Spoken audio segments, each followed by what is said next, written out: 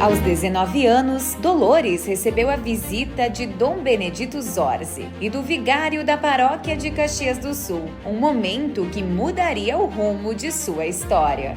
Nós morávamos naquela loja bem em frente ao Vermelhão e eles me perguntaram, você sabe da datilografia? Sim, eu disse, datilografia. Então, assim, então tu vai ser a secretária do ginásio que nós estamos fundando. Olha bem, 19 anos eu tinha, datilografia foi a única exigência que ele fez para eu ser secretária da escola que ele iria fundar. E daí começou toda a história do São Rafael, porque em vez dele deixar que fosse uma escola pública, como toda a comunidade queria, como ele queria que também mantivesse a religião católica nessa escola, o secretário de Educação na época, então disse, então tá, então o senhor se encarregue de fazer todo o processo. E nesse processo precisava o diretor, ele botou o padre Pedro Risson, que ele veio uma vez para cá. Então eu assumi praticamente o São Rafael desde o dia que ele começou até que eu me aposentei. Então, e o São Rafael funcionou durante 8 anos no prédio do Grupo Escolar Frei Caneca.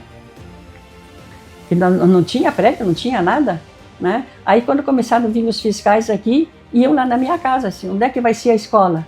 Então eu tinha que levar lá. Quem é que vai bater os documentos, né?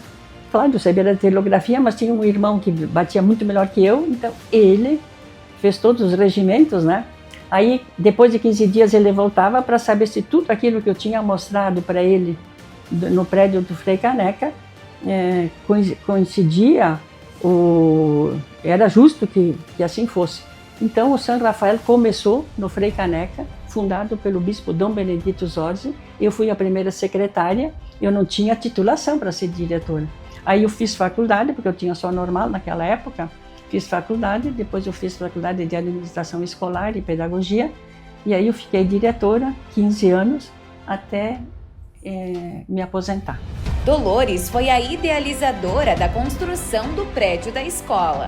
E eu estava lecionando no São José, aí veio uma pessoa lá na portaria e a madre disse lá, olha, tem uma pessoa que quer falar contigo. E eu desci lá para a portaria, porque era muito especial, e ela estava com um raminho de flores de plástico, e naquela época era espetacular, aquelas florzinhas de plástico, e com um cartão que dizia assim, para a realização do seu sonho, a doação desse terreno para a construção do São Rafael. 30 de agosto de 1968, dia do meu aniversário. O Dr. Gonçalves me deu aquele terreno todo, e era um mato lá. E hoje ao São Rafael.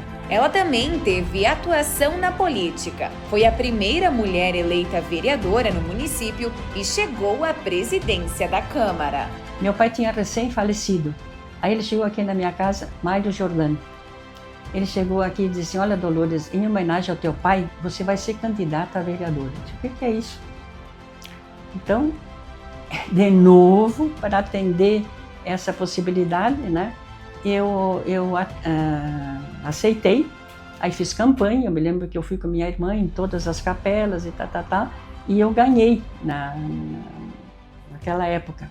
Eu fiquei 6 meses só como vereadora, e aí naquela época também tinha que fazer uma escolha, eu já estava no São Rafael, ou, imagina se eu não ia optar pela escola, né? Então eu deixei a vereança e fiquei exclusivamente na escola.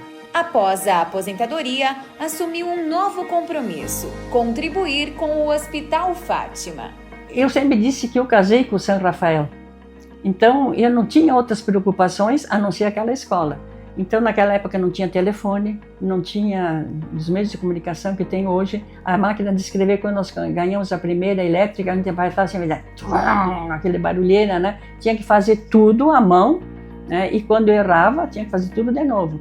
Quantas vezes eu ia lá no sábado, no domingo, fazer as transferências para os alunos, né? Então, eu não tive tempo de fazer outras coisas. Então, era exclusivamente o meu trabalho. Tanto é que quando eu me aposentei do São Rafael, o bispo veio de novo para eu pegar a administração do hospital. Eu disse, mas nem pensar. Imagina sair de uma escola que é um tipo de tarefas, né? Vai pegar a administração de um hospital que eu não sabia nada. Então aí que eu sugeri, eu posso ajudar aqui, mas o senhor pega o seu Bedin, o Rogério Bedin. Então ele falou com o Rogério e ele que pegou. Então eu fui secretária da instituição, mas não administradora, né? Aí do hospital. Aí eu fiquei entre presidência, secretária e vice-presidente, fiquei uns 20 anos. Anos depois, ampliou sua missão social ao se dedicar à APAE. Eu chegou aqui na minha casa o Dr. Claudino Murado e o Maurício Pauletti, do Rotary do Lions. Eles disseram assim: Dolores, por favor, aceite a presidência da APAE. De jeito nenhum eu quero isso. Aí o Maurício, me lembro dele, como aluno também que ele foi, né? Disse: se a senhora, a APAE está na UTI. Aí eu pensei um pouco, eu digo: se eu não aceito hoje, eles vão vir amanhã. Então eu aceitei esse desafio, né, para ser a presidente da APAE. Eles saíram daqui felizes da vida. E aí eu assumi lá na APAE, mas eu vi que o trabalho lá não era só de presidente, tinha que ficar lá praticamente o dia inteiro. Aí eu deixei da presidência e peguei a direção da escola. E eu encontrei lá pessoas muito especiais que me ajudaram bastante, porque eu não sabia o que era mesmo esse trabalho, né? Então eu quero citar o nome da Marinê Sande Maioli e Marisete Polo Triaca e a fisioterapeuta Anita Perosso Menegusso. Foram essas pessoas, né, que me orientaram. Eu aprendi então a dinâmica da escola da APAE. Então nós podemos fazer as melhorias para o atendimento melhor das crianças e jovens especiais. Aí eu permaneci na APAE 8 anos, em que pudemos realizar então diversas melhorias no prédio, na construção do pavilhão e também no empenho de ter um espaço mais adequado em outro local, onde hoje está funcionando a APAE.